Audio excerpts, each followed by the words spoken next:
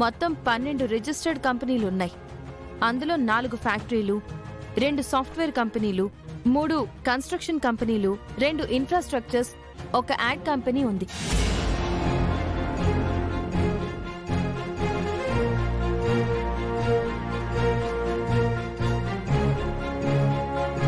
మా అన్ని కంపెనీస్ తరపున 2 ట్రస్ట్లు, ఒక హాస్పిటల్, స్కూల్, కాలేజ్, టెంపుల్స్ కూడా ఉన్నాయి. ఆమె రైట్? లెక్క సరిపోయిందా ఆడిటర్ గారు?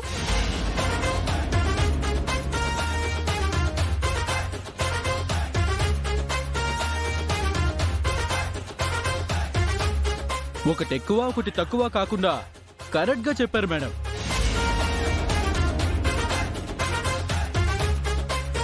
మనకి ఎన్ని కంపెనీలు ఉన్నాయి అత్తయ్య? ఏమో, నాకేం తెలుసు. జరిగేది ఆస్తి పంపకాలు అని తెలిసి కూడా లక్ష్మి ఆస్తులన్నీ బయట పెడుతుందేంటి? ఈ ఆస్తులన్నిటి విలువ మేం క్యాలిక్యులేట్ చేసాం మేడం. మొత్తం ఎన్ని కోట్లో ఆ లెక్క కూడా చెప్పమంటారా? అవసరం లేదు మేడం. ఆస్తులన్నింటిలో వివేక్ గారికి సమాన వాటా కావాలని అడుగుతున్నారు మేడం. ఉన్నది 2 అన్నదమ్ములే కదా, కాబట్టి ఇద్దరికీ సమాన వాటానే వస్తుంది. అంటే మనకి సుమారు 1000 కోట్లు పైనే వస్తుంది కదా జాను? అంతకు పైనే వస్తాయి అత్తయ్య. అన్ని ఆస్తుల డాక్యుమెంట్స్ ఇక్కడే ఉన్నాయి. మీరు ఒకసారి చూసి ఫైనల్ అగ్రిమెంట్ మీద సంతకాలు చేస్తే పంపకాలు జరిగిపోతాయి.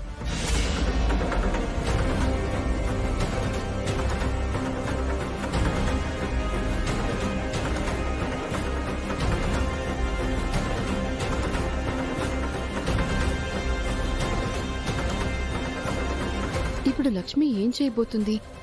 సంతకాలు పెడుతుందా లేక అడ్డుపడుతుందా? డాక్యుమెంట్స్ పై మీరు, మీ భర్త గారు, మీ మామయ్య గారు కూడా సంతకాలు పెట్టాలి మేడం.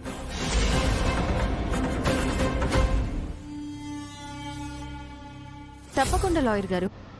మా అత్తయ్య గారు ఊళ్ళో లేరు, మరి ఆవిడ సంతకం?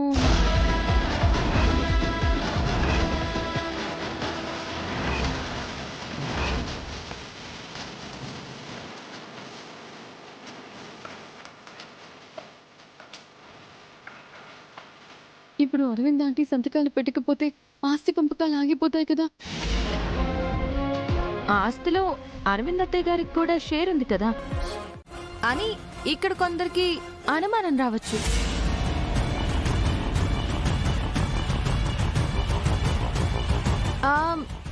వాళ్ళు వరి అవ్వాల్సిన అవసరం లేదు. ఆస్తి పంపకాల్లో అరవింద్ అత్తయ్య గారి వాటా మా వైపే ఉంటుంది.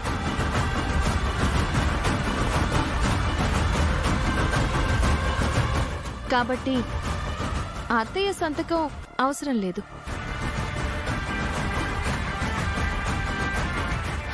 అమ్మయ్యా, ఒక బాధ తప్పింది జాను. లేదంటే అరవింద్ అక్క కోసం వెతకాల్సి వస్తుంది. అలా మనకి కలిసి వస్తుంది అత్తయ్య. ఓకే మేడం, మీరు సంతకాలు పెడితే మిగతా ప్రాసెస్ మేము కంప్లీట్ చేస్తాం. ముందుగా జయదేవ్ గారు సైన్ చేయాలి. వివేక్, ఇంకోసారి ఆలోచించరా. విడిపోయి లాభపడ్డవాళ్లు చరిత్రలో ఎవ్వరూ లేరు.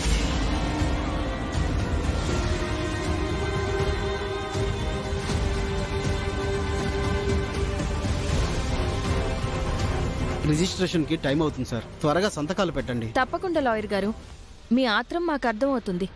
మేం ముగ్గురం సంతకాలు పెట్టేస్తాం. ఒక్క నిమిషం.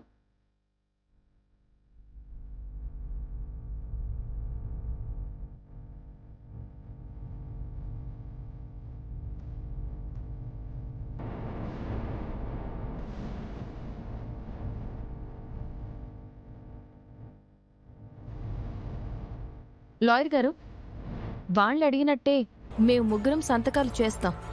కాకపోతే వివేక్, జాను, చిన్నత్తయ్య గారు కూడా ఈ పేపర్స్ మీద సంతకాలు చేయాలి.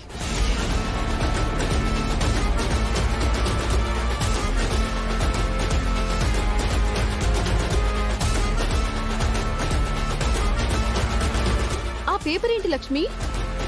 ఈ ప్రశ్న వాళ్ళు అడుగుతారనుకున్నాను, నువ్వు అడుగుతున్నావేంటి మనీషా? ఊరికే తెలుసుకుందామని అడుగుతున్నాను అంతే. ఏంటా పేపర్ లక్ష్మి? దానిపై మేమెందుకు సంతకం చేయాలి? ఏముందా పేపర్లో? అదేమైనా వీలునామానా?